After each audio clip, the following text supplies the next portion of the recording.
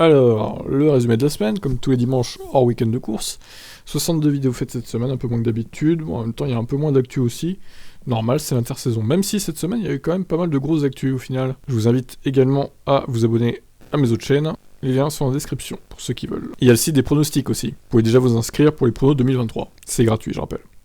Alors, Ecclestone, voir Max battre les 7 titres ne me dérangera pas. Par contre, Hamilton, bon, ça me dérangera un peu plus. Leclerc ne voit personne d'autre que Mercedes, Ferrari et Red Bull jouer le titre. Je pense qu'il a raison, pour le coup.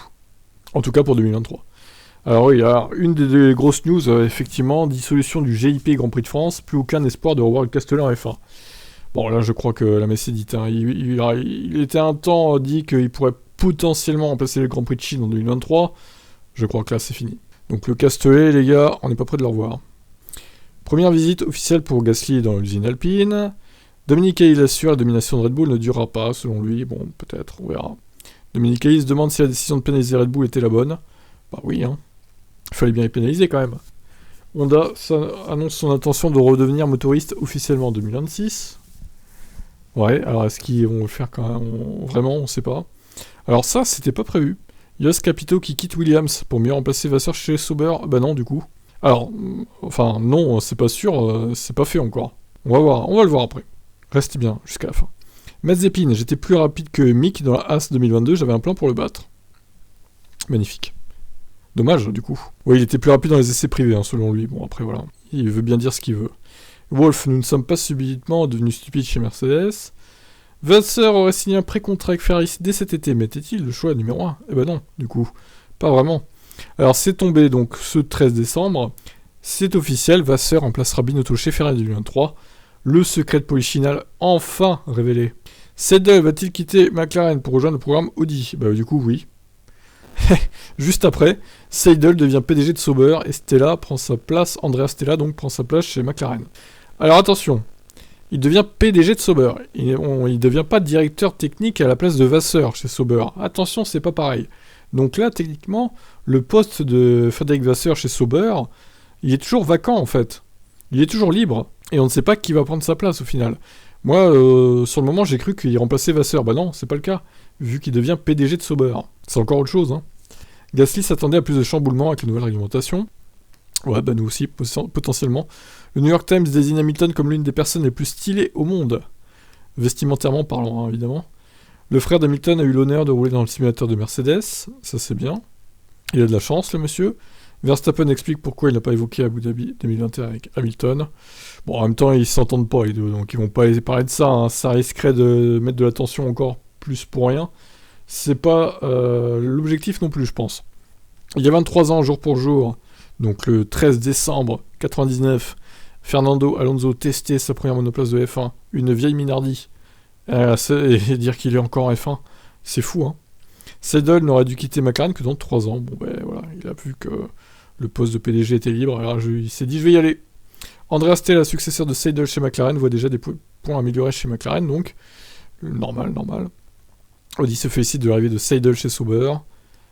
Pour éviter toute polémique, Red Bull coupe les liens de sponsoring avec la blockchain Tezos, donc blockchain, c'est-à-dire la crypto-monnaie, quoi. Bon, peut-être que c'est mieux. En même temps, avec Oracle, ils ont tellement de pognon qu'ils n'ont pas besoin d'autres sponsors au final. Wolf, ce sera plus simple pour Mercedes en 2023. On l'espère. Andretti, ce serait un beau cadeau de Noël qu'on nous autorise à rejoindre la Formule 1. Alors Andretti, en fait, il croit dur comme fer que la FIA va les autoriser dans quelques semaines, là, voire quelques jours, en fait. Mais j'ai l'impression qu'il se voile un peu la face, moi.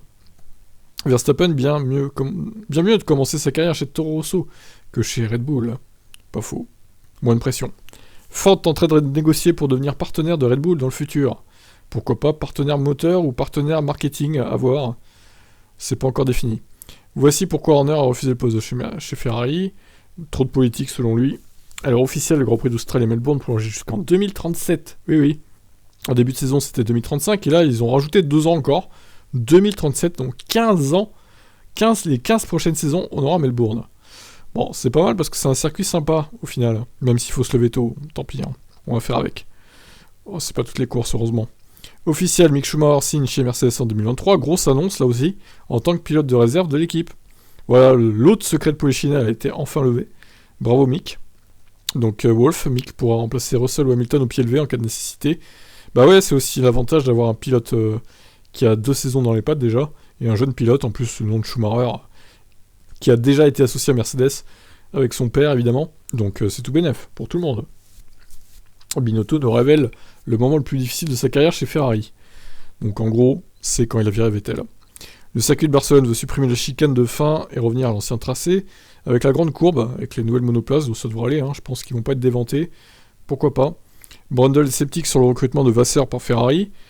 Ouais, il faut lui laisser sa chance, c'est bon, ça peut pas être pire que Binotto. Alors les numéros officiels des pilotes, De Vries qui prendra au final le numéro 21, il va pas garder le 45 qu'il avait chez Williams quand il a roulé à Monza par exemple, il va prendre le 21. Bon bah écoutez voilà, c'est son choix. Et Tsunoda a le 22, donc voilà. Pourquoi pas potentiellement AlphaTauri écurie de fond de grille avec le 21 et le 22 du coup, comme à la bonne époque. Voici les horaires détaillés de toutes les séances d'essais, qualifs et courses de la saison 2023. Alors c'est une grosse news ça aussi. On a toutes les horaires.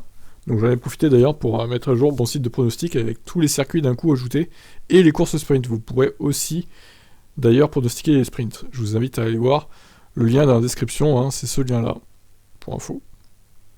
Des nouvelles de Michael Masi qui va occuper un nouveau poste en Australie par rapport au karting apparemment. Leclerc se veut rassurant, ne devrait pas souffrir en piste en 2023.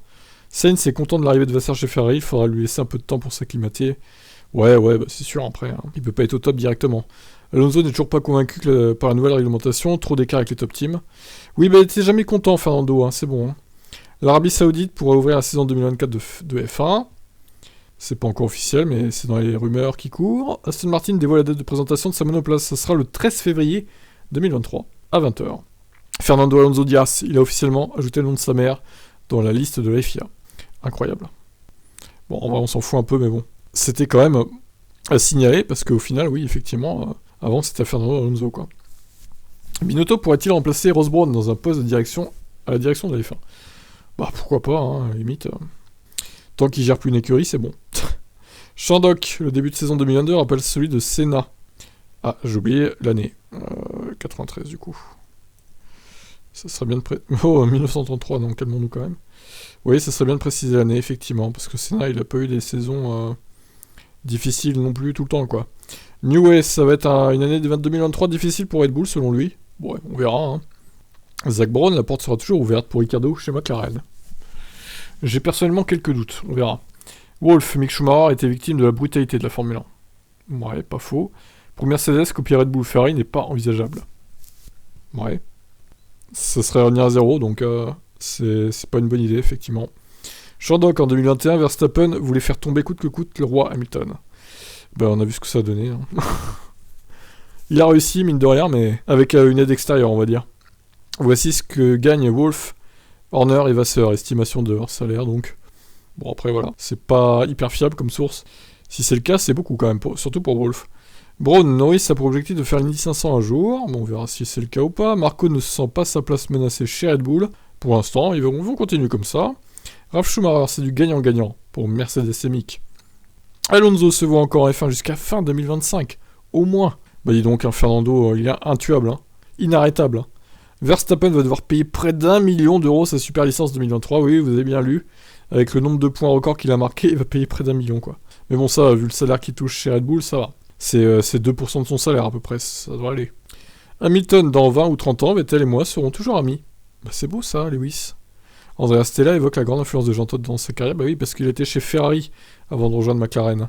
Norris va-t-il suivre Seidel chez Sauber Audi dans le futur ? Bah ils s'entendaient bien apparemment, donc pourquoi pas éventuellement. Si Audi devient une top team, après par contre ils vont peut-être un pilote allemand, lui il est pas allemand, bon, à voir. Rosberg battre Hamilton sur une saison sera plus difficile pour Russell en 2023. Bon, on verra ça. Peter Sauber, en général, les directeurs d'équipe ne font pas long feu chez Ferrari, le voilà très pessimiste du coup, envers Vasseur. Et Suzy Wolff, donc candidate idéale pour remplacer Capito chez Williams. Bah, les rumeurs s'intensifient en tout cas pour Suzy Wolff, donc pourquoi pas. Bon, après, certains diront qu'une femme à la tête d'une écurie de F1, on a vu ce que ça a donné avec Claire Williams. Bon, après, voilà, c'est pas parce que c'est une femme qu'elle est incompétente, elle a géré une écurie de Formule 1. Bah, c'était Venturi, je crois, de mémoire. Ça s'était pas trop mal passé, donc pourquoi pas lui donner sa chance chez Williams, Suzy Wolff. En plus, elle aura les conseils de Toto. Donc, quoi de mieux, j'ai envie de dire. Bon, allez, on se retrouve demain pour la suite. Bye bye.